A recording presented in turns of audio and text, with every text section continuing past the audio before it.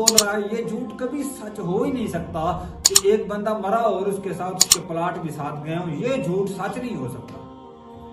तो जब वजीर ने ये बात सुनी तो वो तो बहुत खुश हुआ। अब उसके दिल में लालच पैदा हो गया कि मैं तीसरे सवाल का भी जवाब लूंगा। जट वो जिम्मेदार था, वो समझता था बात को, उसको पता चल गया मछली वही है जो फंस गई है। हाय हाय, मछली वही है जो फंस गई है।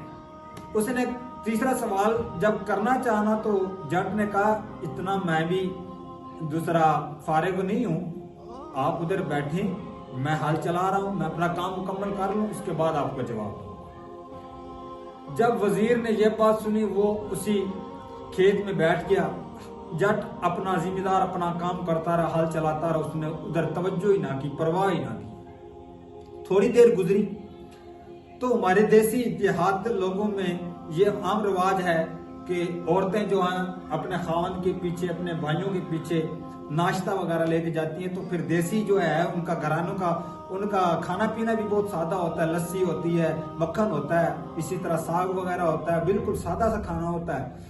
तो थोड़ी देर गुजरी, उस जट का उस जिम्मेदार की बीवी जो है ना वो नाश्ता लेकर आ गई। नाश्ता लेकर आई, इत्तफाकन उनका कुत्ता भी उनके साथ था, उसकी बीवी के साथ कुत्ता भी आ गया।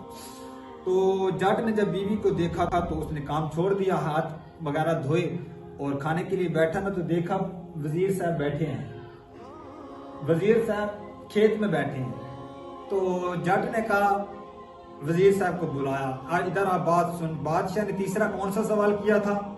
उसने कहा, जी बादशाह ने तीसरा सवाल यह किया था कि वो कौन सी चीज है जो बंदे को झुका देती है, खुद गर्ज बना देती है। उसने कहा, इस का जवाब लेना? उसने कहा, हाँ जी लेना तो है। उसने कहा, एक मेरी शर्त है, ये शर्त आपको माननी पड़ेगी, अगर शर्त नहीं मानोगे तो जवाब भी नहीं मिलेगा। उसने कहा, यार मुझे जान की परवाह है, मैं फांसी ला के जाऊंगा, जान से अजीज क्या चीज है, मुझे मंजूर है, तुम शर्त बताओ। उसने कहा, जी बात मेरी ये है, शर्त मेरी ये है, वो हमारे साथ यानी दौरा, हम अपनी जुबान में दौरा कहते हैं उसको, या जिस तरह एक घड़ा होता है, घड़ा टूटा हुआ घड़ा होता है, इस तरह का कोई बर्तन मिट्टी का पड़ा था। उसने कहा, मैं इसके अंदर लस्सी डालता हूँ, मेरा कुत्ता वहां से लस्सी चाटेगा, वजीर साहब तुम भी उधर से लस्सी चाटोगे तो फिर तुम्हें जवाब दूंगा।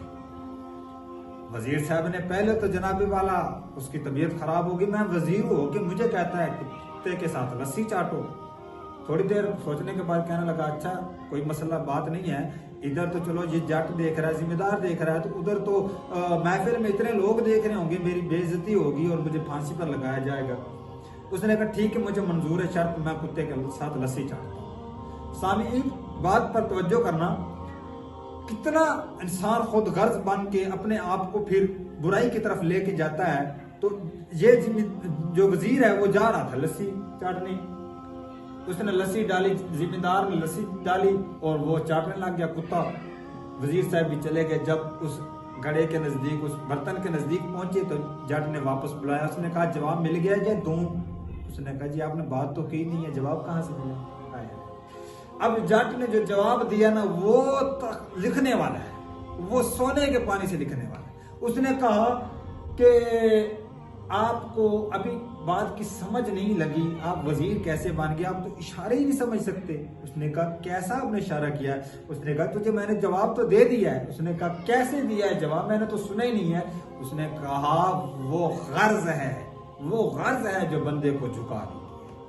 तुझे सवाल का जवाब लेने की गर्ज थी, तूने मेरे सामने देखो कुत्ते के साथ लस्सी चाटने के लिए चला गया। तो जो गर्ज होती है वो इंसान को बुराई पर भी मजबूर करती है और अच्छाई पर भी मजबूर करती है।